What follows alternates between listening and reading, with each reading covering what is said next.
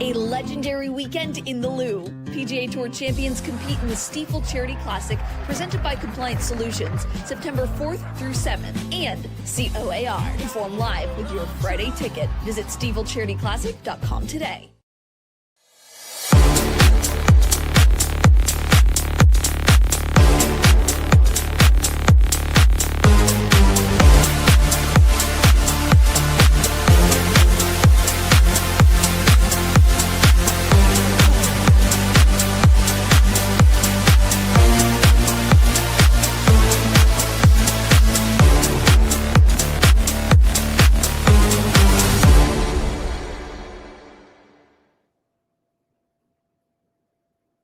Welcome to the Card Central postgame show here on STL Sports Central. Brenden, Schaeffer, Stefan, Caray, all content provided by DraftKings. The crown is yours. And on this Monday night, the Cardinals get the desired results. A very interesting night, as Christian Howell puts into the chat. We have a very active chat, and for good reason. This was quite the night at Busch Stadium. That's all I'll say about that. And Brenden, I'll let you go and explain your thoughts. Well, I mean, we got a few things to touch on tonight, Stefan. The walk-off by Burleson it happens at the end. It defines the game in so many ways because this would have been a brutal one to lose. Aaron says good win, but he still can't forgive the series in Tampa. Didn't play well there. Mason Wynn with the game-saving play tonight. Yeah, there was that. Anything else to talk about? Oh, yeah, Willson, what was that? Willson Contreras, fiery tonight, Stefan, as we saw in his ejection from the game on a third strike call that, the call itself was not a bad call. What we maybe don't know all of was what was said after that and who said what, and was there something in particular that turned Willson from maybe a 7 or an 8 out of 10 on the scale to, being pretty PO'd. And then just ramp it right up to about a 14 out of 10 because something seemingly happened. We may not have all the answers here on tonight's show, but we'll be taking your comments. As you said, Stefan, the comments section is indeed fired up after a Cardinals walk-off win, but a lot happened before the walk-off on the bomb to Freese's lawn. Yeah, and we know that Contreras is a hot-blooded player. We know that he plays with his hair on fire, but in that moment, as you said, it did look like strike number 3. What I did notice, and again, maybe it's the Cardinals colored glasses that I'm not physically wearing right now, but wear when I watch the games, the strike zone was moving quite a bit throughout the course of the game. The bottom of the zone wasn't open, and then it was. The top of the zone wasn't open, and then it was. So I think there were a lot of different conversations that were had between not only the Cardinals coaching staff and the home plate umpire, but also the Pirates as well. So you have to assume that probably boiled over in Contreras' at bat. Yeah, and look, as far as saying too much about the Willson thing, it'll be tough. I don't know, frankly, whether they'll get a chance to talk with him in the clubhouse. If I had to guess, he's going to want to have his opportunity to explain what people saw because, frankly, there are parts of that were not a good look. There is a lot of it that you could say contextually, yeah, okay, the zone wasn't very good, and you're having a kind of a conversation with the umpire. He gets ejected, and then Oli comes out, and there's an exchange where it seems as though Willson feels he is being told that he said something that maybe he didn't say, and there was a perception from the umpire that of whatever had happened that Willson didn't agree with. Saying much more than that would be irresponsible because I don't know exactly what took place, and I haven't heard any of the sides of it. All that being said, when I mentioned there are some parts of it that don't look good, the passion is what we love about Willson Contreras. There's really, honestly, as I look back on it, only one thing that I saw that really bugged me and said, oh, man, I think he's going to regret that. When you throw the bat and it hits your hitting coach, when it hits Brant Brown, there's a lot of context that can be explained. There was some colorful language being used. I think if any of us are even like halfway decent at reading lips, we can have a pretty good idea about what a lot of that was said. I don't mind colorful language. I can live with that. That's part of the passion. You throw some high chew onto the field. I felt kind of bad for the staff that has maybe picking that up, but even that's like not the end of the world. I think throwing a bat and hitting your hitting coach, even if that was not your intended target, you threw a bat. That's where I think it was mentioned in the chat, the S word. There could be a little bit of a something coming for Willson Contreras from the league when it pertains to this. It was not a great look. I'm not even saying that there was nothing that could have been said that justifies such a reaction. Like, there might have been. We have seen umpires overstep their bounds before, kind of get a little bit big for their britches and say some things that they just have no business saying. It's unprofessional. I don't know what was said in this instance, Stefan. That, for me, though, was the one thing that I thought kind of crossed the line, where, like, a lot of the other stuff, I kind of dig it. I like seeing guys fired up. And even if it wasn't on a call that was wrong, there were other calls in the game, as you mentioned. The strike zone moving has got to be a frustration for a player. The bat thing is the part that I would be almost surprised if we don't hear from Willson at some point and he says, you know what, I regret that, because that there were a lot of things that he would like to explain, I'm sure, that were just got him hot for a reason. That's the one thing I look at and say he probably feels as though he wished he had done that part of it, you know? Yeah, certainly there was no intent to hit Brant Brown. I'm sure what the league will be asking is, what was the intent of throwing the bat at all? Right. And that is a concerning question.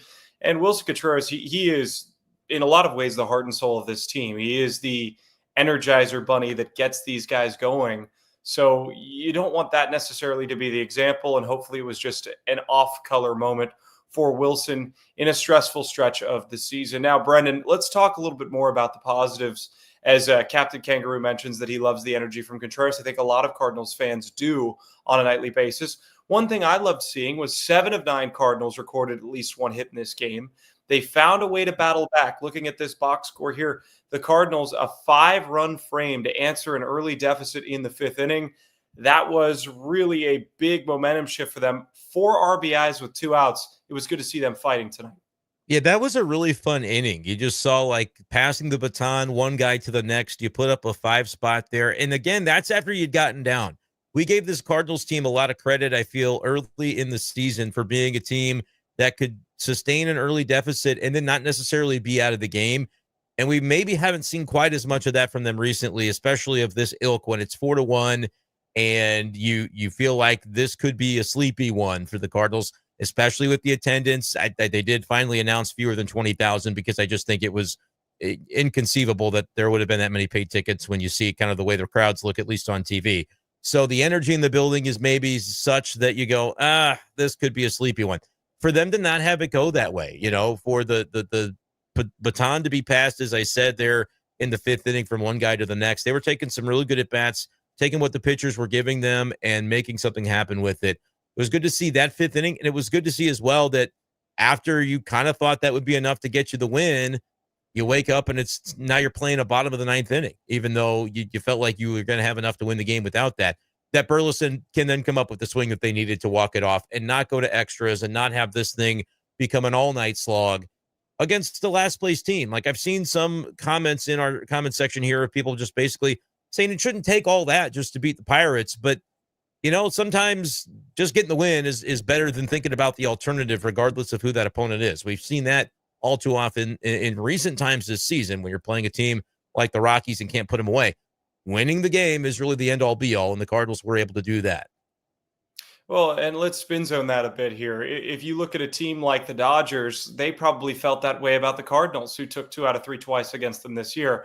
So there are a lot of different ways to look at this. The Pirates are a team that at one point swept the Cardinals. So any type of win you can get against an in-division opponent, especially at this stage in the season, is important. And again, I'd feel remiss if we didn't touch on this low attendance of just over 17,000. It's the first time at the 3rd iteration of Busch Stadium to ever be under 20,000. Again, it is a Monday night. It started to be better weather in St. Louis, as I have understood. So that's certainly not a factor. Bit concerning, but also, you know, this team not necessarily out of it, but not necessarily fully in it in the wild card contention conversations. Yeah, they're out of it, though. I'll say that part. You don't have to, but it's just realistically, they're not making a charge here. I mean, they would need one of those magical 17-game winning streaks, I think, to really feel like they're in it. And like mathematically, they're even closer than that, but you're reliant upon so much. And I think, again, when you come off the type of road trip, would it be different if they had, you know, really taken it to the Rays over the weekend? I don't know if it would have been different, but I do think that the fact, if we're talking about the attendance stuff, weather is great. School starting is probably another one of those things where people are just like, I'm not doing it. It's not worth it for this team right now, because frankly, the Cardinals are that sub 500 team that you feel like you have an idea for where this thing is going to end up. So I think all that coalesces into what we saw tonight. The attendance is kind of a tired topic, but when they keep setting new lows, it is something that I do feel we have to bring up. But to the point that one of the commenters made, I didn't think we'd see the day that they'd announce fewer than 20,000, but it is telling to me that when it happens, it's not 19,580. It's 17 and change. It was inevitable, I guess, that it was going to happen in the final month of the season when there is the school factor. There is the factor of really feeling like the team is tailing off. I do think, though, there's some worthwhile things to talk about. Like I saw the video clip, believe it was courtesy of Fox 2 on Twitter this afternoon, where they got a chance to hear from Mason Wynn, who's dealing with the knee pain and getting another MRI. You could easily hang it up at this point if you're him, Stefan. You could say, all right, I'm going to get whatever. If I need a procedure, if I need to kind of mail it in for the season, do that. Instead, he says, I don't feel I can rest. I don't feel like I can take myself out of the lineup at this point because there's too many people kind of counting on, what we're still trying to do here. And so as much as it's easy to kind of dismiss this rest of the season and write it off, I feel like it is also noteworthy to make mention of a guy like Mason Wynn, who, like, literally, if you're hearing him talk this afternoon, he's doing the absolute opposite of that when he would probably be justified in going ahead and packing it in for the year. So there is those sorts of storylines I still feel are valuable to look at. Short of, though, truly a lengthy winning streak, I don't know if it's going to amount to anything, but there's also a culture that Oli Marmol and this clubhouse are trying to build that hopefully, guys, it does reap some benefits in the future years. But for right now, it is a little kind of 2 steps forward, 3 steps back in the way that it feels sometimes. And you heard about Kyle Gibson and Lance Lynn talking about how much they love Oli Marmol. His defense of Willson Contreras, for right or for wrong, is a major reason why these players love to play for him. Brenden, a quick aside here. Nothing beats relaxing on a hot summer day and watching baseball. And the simplest way to get in on the action is to download the Pick 6 app from DraftKings. It's crazy simple. Just pick more or less on the stats for 2 or more of your favorite players, and boom, you're in the mix for big cash prizes. Pick 6 available right here in Missouri. Don't miss out on all the fun. You don't want to settle for a smaller payout. Switch to Pick 6, and right now, new customers can get $25 in bonus picks with their first deposit of $5. Download the DraftKings Pick 6 app now and use code STL Sports. That's code STL Sports for new customers to get $25 in bonus picks with their first deposit of $5. Better payouts, bigger wins only with Pick 6 from DraftKings. The crown is yours. Gambling problem? Call 1-800-GAMBLER. Help is available for problem gambling. Call 888-789-7777 or visit ccpg.org in Connecticut. Must be 18 and over. Age and eligibility restrictions vary by jurisdiction. Pick 6 not available everywhere, including New York and Ontario. Void where prohibited. 1 per new customer. Bonus awarded as non-withdrawable Pick 6 credits that expire in 14 days. Limited time offer. See terms at pick6.draftkings.com/promos. All right, welcome back to the Card Central Postgame Show. Stefan, Caray, and Brenden Schaeffer. Mason Windu here has a very good analysis point about Mason Wynn. I'm assuming that's what the Mason Windu is playing off of. He does want to be the Gold Glove winner, and I understand why. Accolades are important for contractual talks, but he's earned it as well. I mean, 3 errors at the shortstop position is absurd. He has played tremendous defense, astounding defense. Whatever his motivation is, the Cardinals benefit from him being in the game more than they are hurt by him being in the game. Yeah, and I think that while there are some probably ancillary benefits of being able to, get yourself to qualify for an award that he deserves to win, that, that's not a mark against him. I think he's playing through the pain for a lot of different reasons, and it would be very meaningful to get that Gold Glove award that, like I said, I think he is very much in line to receive. And J. Call mentions it was 2 errors until they just changed it, right? They went back and said, no, we're going to give you an additional error several days after there was a play labeled a base hit. So, the only way it seems like Mason Wynn can pick up an error lately is if it's 4 days gone and they decide to just award him one retroactively. So, yes, I will acknowledge the personal benefit of Wynn staying in there, but I also think you hear it in his voice. There's a lot of truth into him wanting to grit it out for his team, knowing that, hey, there's guys who are banged up and there are fans who come to the ballpark. It may not be as many as there normally are, but when they do, I want to be somebody that can be out there front center and put on a show for them. And like, as much as we sort of have the backdrop of maybe the negative emotions about the way the season is going, that's still going to be prevalent in a lot of these conversations we have on STL Sports Central. They did have a walk-off win tonight. And so as much as it was kind of like a sigh of relief when you see that ball land on the berm there beyond center field, it also feels like, all right, like, got that done, got the win, and it at least gave them something to feel good about. Yeah, and Burleson 4 for 5. It's so interesting, right? A Monday in middle August with a team that is quite a few games out of that third wild card spot against the Pirates. I'm shocked we haven't gotten to the walk-off home run yet, but there literally were so many other things going on in this game, so many other things at play that we had to talk about first. Burleson coming up in that moment, it just goes to show why he has to be in the lineup every single day. Look at where he hit that baseball. I mean, it was at his shins. It was on top of his shoelaces, and he has the power to drive that onto the berm in center field. Wow. If he could tap into that, the Cardinals are going to have a special player for years to come. Yeah, and like he is, they've believed this about Alec Burleson's bat for some time, and he's hitting 291 in an era where that's not really something you very commonly see. I'm just glancing at the 18 to 20 or so batting averages that got a chance to be a part of the game tonight. There's not anybody else hitting 291 in either of these lineups tonight, and it's something that, you know, Burleson can do it. He can hit it for average, and then you can hit it for power, as you saw, and that's how you kind of come up to an 802 OPS, which is where he's at after the big game tonight. Contreras, 802 OPS. Nolan Gorman is impressing the heck out of me, too, at the plate lately. He's taking some better swings, taking his walks. Guys, he's going to strike out. That is part of the deal, and it's frankly part of the game today in modern Major League Baseball. But I don't know, man. Maybe I'm going to get fooled into it again with Gorman, but this is a fun version of a player to watch right now, and maybe that should be playing into the Cardinals' considerations for what they want to do, you know, beyond this season. Truth Seeker says, well, JJ's going to play second. And like, it's absolutely true. They're going to have to find a way to get Weatherholt in there by next year. But, you know, certainly you're seeing Nolan Gorman come into his own as well. And maybe that ends up being at third base next year too. Who knows? Yeah. And when Gorman's at his best, he's seeing the opposite field. He had a double that gave them the lead in that fifth inning where they scored 5 runs. Another thing that I found interesting was with all the defensive concerns for Nolan Gorman, he turned a couple of nifty double plays in big spots. You remember early in the year, he didn't quite have that feel for the throw to second, throw a lot of baseballs inside of the bag that would end up in right or center field. He turned it well tonight in some big moments for St. Louis. Yeah, he did. And I think like that's proving the adage correct. If you just need the opportunity to go play and to let him kind of work through some of the throwing concerns that he had at third base. And it's all working out because Nolan Arenado is taking his sweet time getting back, and he's going to start a hitting program. And that's all good. Those are all productive things that you want to see. But in the interim, you're seeing some opportunities for a guy like Gorman, who you really do want to measure.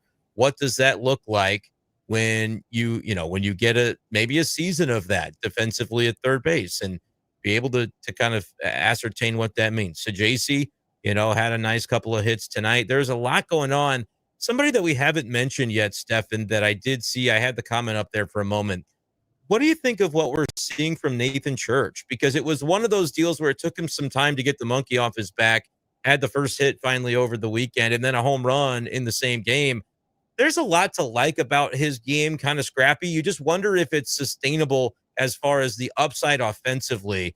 But like plays like tonight where he gets a hit into right field and the fielder kind of bobbles it because he's aware of the speed, they end up assigning an error to that play. But Nathan Church was thinking two all the way and was able to beat that out. Just little plays like that I think are interesting. Doing the right thing, hitting the ball in the air with the bases loaded, less than 2 outs to get another RBI. I like what I'm seeing from him so far. I don't know if I'm ready to, say, Nathan Church should supplant X, Y, or Z in the daily lineup and start thinking about 2026. But I like that he's getting some run right now as well.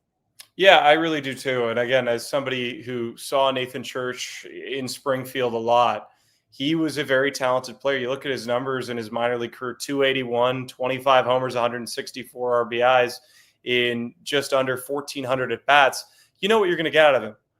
Sort of a middle-of-the-road power hitter, but he's going to be able to hit for contact, hit for average, and his speed and defensive ability is what really draws you in. That arm in right field, center field, left field, we've already seen it in play. I remember doing the game with my dad in the spring breakout. He had one of the only marquee plays of that game, the Marlins of the Cardinals, throwing out Davey Cede Los Santos at home plate off an Andrew Pintar single. Like, I remember these things because there aren't a lot of guys in this organization that can do what he does in the outfield from an arm standpoint. You have a guy like Nootbaar in left field, who's a talented hitter, controls the strike zone well, but doesn't have the strongest arm in the world. Walker, he has been a much better right fielder, but didn't take the best route on the baseball tonight. You look at a guy like Church, he sort of fills in the gaps in some of those spots. And I really liked what I've seen from him so far, especially tonight. And I get it's another left-handed bat, and I thought this comment from Aaron was funny and true. We have 34 outfielders in 3 spots, and like you can finagle with the DH spot as well. But that's really the story of this, and it is such that there were so many outfielders that Nathan Church couldn't really get a chance until the Victor Scott injury, where they're like, well, we need somebody else that can cover center field. But now that they're getting to look at him, I get it. You got other guys who are left-handed bats, but I think you also have to consider, if you're Chaim Bloom, like, what is the hierarchy of all these left-handed bats? Burleson is a legit bat. I don't think anybody would question it at this point, and he's put a lot of work into what he can be defensively in the outfield. But as you're thinking about lefty, righty, go up there and hold it with your feet, it doesn't make any difference what these guys are doing. Who's going to produce and who's going to hit, I think, is what they really need to consider for next year. You would say with Jordan Walker, he would be somebody that you'd say, well, the defense has come along.